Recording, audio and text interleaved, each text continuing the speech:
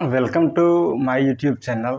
आज हम इस चैनल के माध्यम से बात करने जा रहे हैं कि कुछ महत्वपूर्ण जीके के प्रश्न को लेकर हम आए हैं। सीरियल वाइज क्रम लिखा गया है। कुल महत्वपूर्ण प्रश्न जो है जीके का मतलब जनरल नॉलेज सामान्य अध्ययन से लेकर कुल 20 प्रश्न लेकर आ रहे हैं और इसमें से आप लोग बने रहना है। आप लोगों को इस चैनल के माध्यम से आप लोगों को अंग्रेजी का टोटल सिलेबस मतलब इंग्लिश कम्पिटिटिव इंग्लिश, ग्रामर, उसके बाद जो है आप लोगों का इंटर का सिलेबस टोटल सब कुछ मिलने वाला है। सब कुछ इस चैनल के माध्यम से आप लोगों को मुहैया कराया जाएगा। और आज हम बात जो करने जा रहे हैं सिर्फ बात करने जा रहे हैं कि आने वाले प्रतियोगिता परीक्षाएं जो होगी उसमें से मुख्य रूप से इम्पोर्टेंट सब प्रश्न जो है प्रत्येक दिन 20-25 प्रश्न को बताया जाएगा। आज जैसे हम 20 प्रश्न का चर्चा करने जा रहे हैं तो 20 प्रश्न का चर्चा करना है। इसको डेली बाय डेली देखते रहना है। तो आज पहला प्रश्न लेकर आए हैं जो उस प्रश्न का नाम है जनगणना। पहला प्रश्न है जनगणना। क्वेश्चन आपको एग्जाम में पूछ सकता है कि जनगणना जो है किस सूची के अंतर्गत आते हैं, वर्णित होते हैं। जनगणना जो है किस सूची के अंतर्गत वर्णित है, पहला प्रश्न है। तो ऑप्शन रहेगा संघ सूची, समवर्ती सूची और कुछ रह सकता है। तो डायरेक्ट हमें यहाँ पर पूरा क्वेश्चन नहीं लिखना है। क्वेश्चन पूरा लिखने में समय ज़्यादा खपत होता है, सिर्फ जानना है क्वेश्चन। कहता है जनगणना जो है किस सूची के अंतर्गत आते हैं। तो इसका सही आंसर जो होगा आपका हो जाएगा संघ सूची। तो क्वेश्चन आपका हो गया जनगणना किस सूची के अंतर्गत आते हैं। तो सही आंसर क्या हो गया, संघ सूची के अंतर्गत आते हैं। ये हो गया पहला क्वेश्चन। ऑप्शन 4 को दिया रहेगा, चार ऑप्शन के साथ। चलिए पहला प्रश्न हो गया जनगणना किस सूची के अंतर्गत वर्णित है। यह रहेगा दूसरे भाषा में जनगणना किस सूची के अंतर्गत आते हैं। तीसरा प्रश्न इसी को पूछेगा जनगणना जो है किस सूची के अंतर्गत रखा गया है जनगणना को। तो आंसर आपको हमेशा संघ सूची ही लगाना है। चलिए अगला प्रश्न देखते हैं। कहता है मछली जो होता है, कहता है मछलियों के तेल, मछली का जो तेल होता है। प्रश्न देखिए किस तरह से पूछा जाता है। प्रश्नों का पैटर्न थोड़ा दूसरे तरीके से पूछा गया है प्रश्न कि मछलियों के तेल जो होता है, तेल जो यकृत लीवर से जो तेल निकलता है, मछली के यकृत के तेल से जो होता है उसमें से विटामिन कौन सा पाया जाता है। प्रश्न पूछेगा मछलियों के तेल में, मछलियों के यकृत तेल में विटामिन की प्रचुरता पाई जाती है। कौन सा विटामिन ऑप्शन रहेगा vitamin A, vitamin B, vitamin C, vitamin D. तो आप लोगों को याद करना है कि मछली का जो तेल होता है, मछली का यकृत तेल, यकृत मतलब लीवर, यकृत के तेल में जो होता है विटामिन डी की अधिकता होती है। मछलियों के यकृत तेल में कौन सा विटामिन डी की अधिकता होता है, प्रचुरता होता है। यही सही आंसर होगा। ठीक है, अगला प्रश्न देखते हैं। 2 प्रश्न हो गया। तीसरा प्रश्न है भारत का संविधान जो है भारत को किसके रूप में मानते हैं। भारत का संविधान को किस रूप में वर्णित करते हैं, राज्य के किस रूप में। भारत का संविधान जो है भारत को किसके रूप में वर्णित करते हैं। तो याद रखिएगा भारत का संविधान जो भारत को राज्य संघ के रूप में वर्णित करते हैं। किसके रूप में, राज्य संघ के रूप में वर्णित करते हैं। चलिए 3 प्रश्न हो गया। अगला प्रश्न को देखते हैं।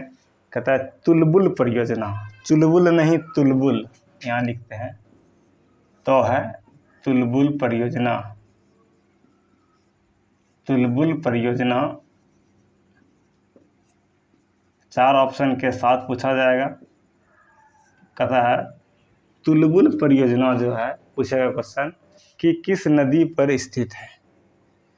पूरा क्वेश्चन नहीं लिखना है, यहाँ पर एग्जाम में रहेगा लिखा हुआ तुलबुल परियोजना किस नदी पर है।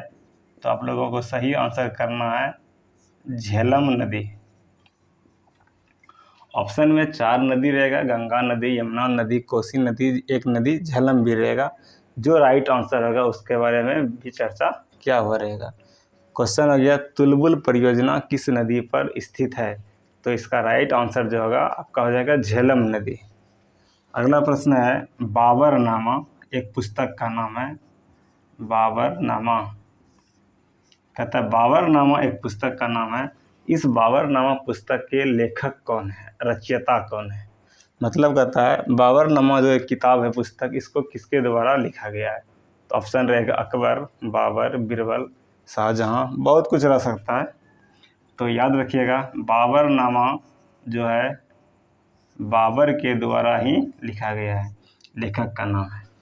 क्वेश्चन हो गया बाबरनामा पुस्तक किसके द्वारा लिखा गया है। या रहेगा बाबरनामा पुस्तक के लेखक कौन है या बाबरनामा के लेखक कौन है। तो बाबरनामा का लेखक आपका आंसर क्या हो गया, बाबर। 5 प्रश्न क्लियर हो गया। आप लोग वीडियो को, क्लास को पूरी तरह से समझें। जहाँ किसी भी तरह का प्रॉब्लम होता है तो आप लोग कमेंट में ज़रूर हम लोगों को शेयर कीजिए, कमेंट ज़रूर कीजिए। तो 5वां प्रश्न हो गया बाबरनामा जो है किसकी रचना है या किसके द्वारा लिखा गया है, बाबरनामा के लेखक कौन है। चलिए अगला कहता है, अगला प्रश्न देखते हैं। कहता है क्षुद्र ग्रह, क्षुद्र ग्रह कहता है, प्रश्न रहेगा कि क्षुद्र ग्रह जो है किन 2 ग्रहों के बीच दिखाई देता है। क्षुद्र ग्रह किन 2 ग्रहों के बीच दिखाई देता है। तो राइट आंसर जो होगा मंगल और बृहस्पति। मंगल और बृहस्पति के ग्रह के बीच जो है क्षुद्र ग्रह देखने को मिलते हैं। क्वेश्चन हो गया क्षुद्र ग्रह किन 2 ग्रहों के बीच दिखे जाते हैं। तो आपका राइट आंसर हो गया क्षुद्र ग्रह मंगल और बृहस्पति ग्रह के बीच देखे जाते हैं। ठीक है, अगला प्रश्न देखना है, इधर भी लिखा हुआ है। तो अगला प्रश्न कहता है 1 2 3 4 5 6 क्वेश्चन नंबर 7 जो होगा 7, तो उसका क्वेश्चन है कि अंतर्राष्ट्रीय महिला दिवस, अपने मन से 20 प्रश्न लेना है। कहता अंतर्राष्ट्रीय महिला दिवस, इंटरनेशनल वुमेंस डे, अंतर्राष्ट्रीय महिला दिवस। कहता अंतर्राष्ट्रीय महिला दिवस कब मनाया जाता है। ऑप्शन रहेगा 8 मार्च, 10 मार्च, 12 मार्च, 14 मार्च, 20 मार्च, कुछ भी 4 ऑप्शन रहेगा। यहाँ बात है अंतर्राष्ट्रीय मतलब इंटरनेशनल। तथा इंटरनेशनल वुमेंस डे, अंतर्राष्ट्रीय महिला दिवस कब मनाया जाता है। इसे याद रखना है कि 8 मार्च को अंतर्राष्ट्रीय महिला दिवस मनाया जाता है। क्वेश्चन पूछेगा अंतर्राष्ट्रीय महिला दिवस कब मनाया जाता है, या रहेगा अंतर्राष्ट्रीय महिला दिवस किस तिथि को मनाया जाता है। तो आपको आंसर जो लगाना है, मतलब टिक जो मारना ऑप्शन में, 8 मार्च जहाँ मिलेगा उसे हम लगा देंगे। ठीक है, अंतर्राष्ट्रीय महिला दिवस हो गया आपका 8 मार्च। एक प्रश्न और बनता है कि प्रकाश वर्ष जो है किसका मात्रक है। फिजिक्स का प्रश्न है, प्रकाश वर्ष याद रखिएगा दूरी का मात्रक है। प्रकाश वर्ष दूरी का मात्रक है। क्वेश्चन रहेगा प्रकाश वर्ष किसका मात्रक है। तो याद रखिएगा प्रकाश वर्ष जो है दूरी का मात्रक है। चलिए अगले प्रश्न की ओर बढ़ते हैं। तो अगला प्रश्न आपका है क्वेश्चन नंबर 9 कि मानव शरीर का जो होता है, यहाँ लिखते हैं, इधर लिखते हैं मानव शरीर का सामान्य तापमान। मानव शरीर का तापमान लिख दिए, सीधा समझना है। कहता है मानव शरीर का जो जनरल होता है टेम्परेचर, तापमान कितना डिग्री सेल्सियस होता है। ऑप्शन रहेगा 35 degree centigrade, 40 degree C, 38 degree C, 36 degree C, 37 degree C. आपका सही आंसर जो होता है मानव शरीर का तापमान, यह आपका 37 डिग्री सी होता है। अब देखिए क्वेश्चन कैसे पूछता है। क्वेश्चन रहेगा मानव शरीर का तापमान कितना होता है। मानव शरीर का तापमान क्या है, कितना डिग्री सी होता है। तो मानव शरीर का तापमान जो होता है 37 डिग्री सी होता है। मानव शरीर का तापमान 37 डिग्री सी होता है। अगला प्रश्न की ओर बढ़ते हैं। कहता है अंतिम मुगल सम्राट कौन था। यहाँ लिखते हैं अंतिम मुगल सम्राट, अंतिम मुगल सम्राट कौन था। अब यहाँ पूछ रहा है अंतिम मुगल सम्राट, तो ऑप्शन देखिए क्या रहेगा। बहादुर शाह, बहादुर शाह द्वितीय, बहादुर शाह प्रथम, औरंगजेब, अकबर, बीरबल, कुछ भी रह सकता है। तो आपको सही आंसर लगाना है। तो क्वेश्चन है मुगल सम्राट है ना, तो यहाँ इसका सही आंसर हो जाएगा बहादुर शाह द्वितीय। तो प्रश्न आपका हो गया कि अंतिम मुगल सम्राट कौन था या कौन है। तो अंतिम मुगल सम्राट आपका हो गया बहादुर शाह द्वितीय। अब आगे की ओर बढ़ते हैं। अगला प्रश्न जो है तो क्वेश्चन नंबर 11। क्वेश्चन नंबर 11 कहता है भारत छोड़ो आंदोलन। यहाँ लिख देते हैं। कहता है भारत छोड़ो आंदोलन जो हुआ था भारत में, तो इसका कहना है भारत छोड़ो आंदोलन जो है इसका नारा कौन दिया। तो मतलब प्रथम बार जो है इसका इस शब्द का चर्चा कौन किया था। क्वेश्चन रहेगा भारत छोड़ो आंदोलन का नारा किसने दिया था। यह रहेगा भारत छोड़ो आंदोलन शब्द का चर्चा जो है सबसे प्रथम बार पहली बार किसके द्वारा किया गया था। तो यार भारत छोड़ो आंदोलन जो है इसकी चर्चा जो है महात्मा गांधी के द्वारा किया गया था। भारत छोड़ो आंदोलन आपका हो गया महात्मा गांधी के द्वारा किया गया था। तो क्वेश्चन आपका पूछेगा भारत छोड़ो आंदोलन का नारा कौन दिया था या किसके द्वारा दिया गया था, किसने दिया था। तो ऑप्शन चार लेखक रहेगा। महात्मा गांधी हो गया, और किसी सुभाष चंद्र बोस दे देगा, रविन्द्रनाथ टैगोर दे देगा। 4 ऑप्शन के साथ रहेगा, जिसमें कि 3 ऑप्शन गलत रहेगा। कम्पिटिटिव जो आप लोग एग्ज़ाम देते हैं इसमें से 4 ऑप्शन रहेगा, इसमें 3 ऑप्शन गलत रहेगा, चौथा ऑप्शन सही रहेगा, उसे ही करेक्शन करना है। तो क्वेश्चन नंबर 11 हो गया। क्वेश्चन नंबर 12 कहता है, क्वेश्चन नंबर 12 कहता है राशि जो हम लोग सुबह सुबह देखते हैं, राशि की कुल संख्या क्या है। यह प्रश्न जो है रेलवे ग्रुप डी में पूछा हुआ प्रश्न है। कहता है राशियों की कुल संख्या कितनी होती है। क्वेश्चन रहेगा राशियों की कुल संख्या क्या है, कितनी होती है, क्या है, कुल राशि क्या है। चलिए राशियों की कुल संख्या जो होता है 12 होती है। सबसे आसान प्रश्न है कि राशियों की कुल संख्या कितनी होती है, 12 होती है। अगले प्रश्न की ओर बढ़ते हैं। कहता है एंजाइम, यहाँ लिख देते हैं एंजाइम। कहता है एंजाइम जो है मूल रूप से क्या चीज़ है। तो एंजाइम जो होता है मूल रूप से यह प्रोटीन का काम करता है। एंजाइम मूल रूप से यह प्रोटीन है। ऑप्शन रहेगा विटामिन भी रह सकता है, प्रोटीन रह सकता है, और कुछ रह सकता है। तो आपको याद रखना है कि एंजाइम जो है मूल रूप से यह किसका काम करता है, प्रोटीन खुद है। अगला प्रश्न देखते हैं, अगले प्रश्न की ओर बढ़ते हैं। कहते हैं सौरमंडल,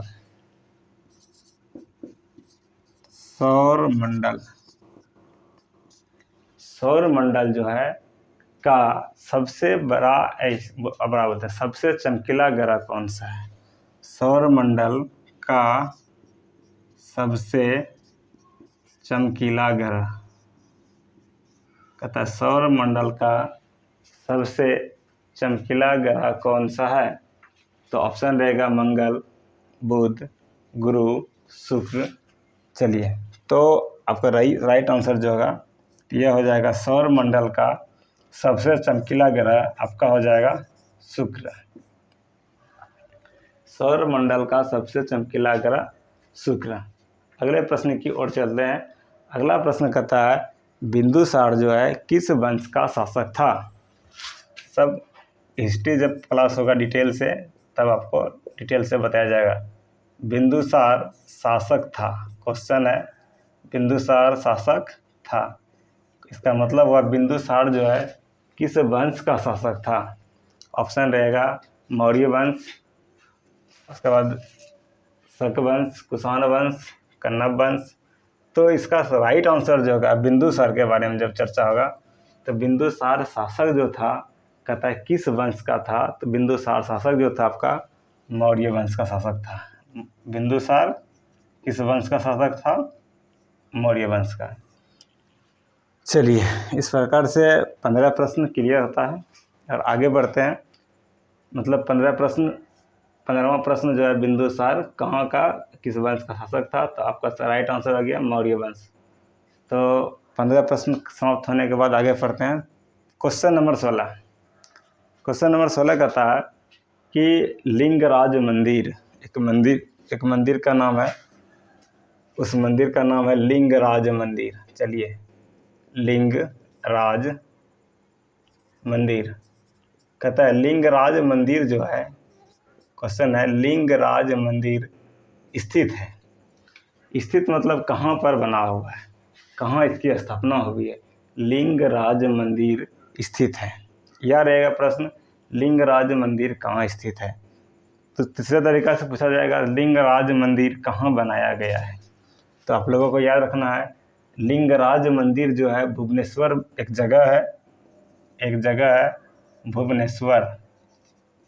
तो लिंगराज मंदिर जो है, यह लिंगराज मंदिर भुवनेश्वर में बनाया गया है। ठीक है, अगले प्रश्न की ओर बढ़ते हैं।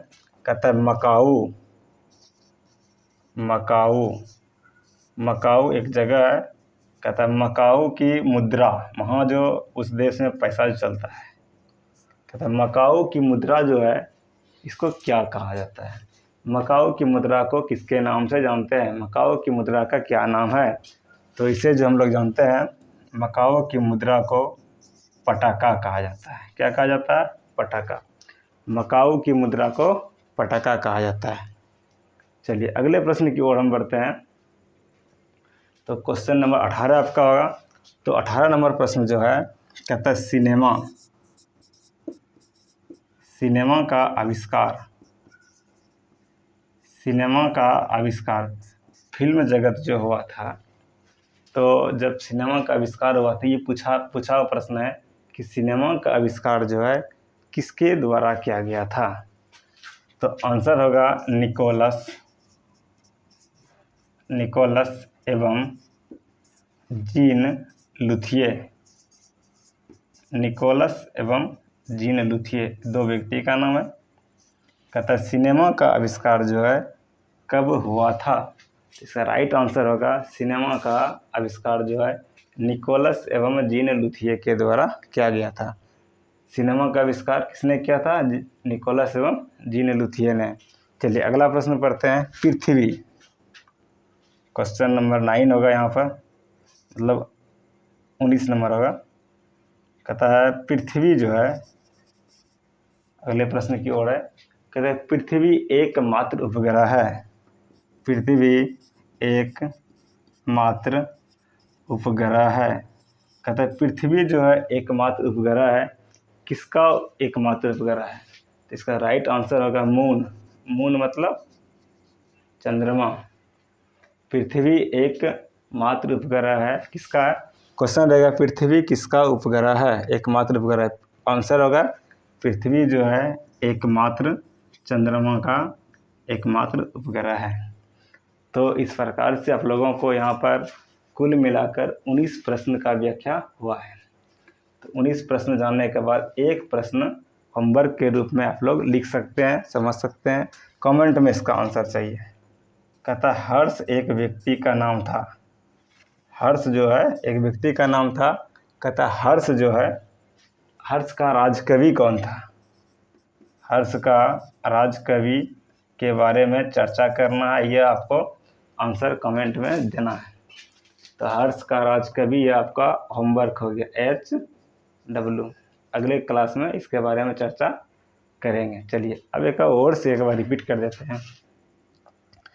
क्वेश्चन करता है जनगणना। तो जनगणना जो होता है संघ सूची के अंतर्गत आते हैं। कहता है भारत का संविधान जो है क्या कहता है, भारत का संविधान भारत को राज्य संघ के रूप में वर्णित करता है। फिर अगला क्वेश्चन है, मछली का तेल जो है उसमें, यकृत का तेल जो होता है उसमें विटामिन डी की प्रचुरता अधिक होती है। क्षुद्र ग्रह जो है मंगल और बृहस्पति के बीच में पाए जाते देखने को मिलता है। तुलबुल परियोजना झेलम नदी के नदी पर स्थित है। बाबरनामा का लेखक पूछेगा तो बाबर बताना है। अंतर्राष्ट्रीय महिला दिवस लिखा हुआ है 8 मार्च होगा, यहाँ लिखा हुआ है अंतर्राष्ट्रीय महिला दिवस 8 मार्च। प्रकाश वर्ष जो है दूरी का मात्रक होता है, सब प्रश्न लिखा हुआ है। तो हमारे शरीर का सामान्य टेम्परेचर जो होता है वह 37 डिग्री सेंटीग्रेड होता है। और कहता है कि अंतिम मुगल सम्राट जो था बहादुर शाह द्वितीय था। अगला प्रश्न है, भारत छोड़ो आंदोलन जो है महात्मा गांधी के द्वारा बताया गया था। अंतिम मुगल सम्राट हो गया बहादुर शाह द्वितीय। फिर कहता है राशि की कुल संख्या पूछेगा तो उसे राशि की संख्या हो गया टोटल 12। एंजाइम जो है मूल रूप से आपका क्या है, प्रोटीन है।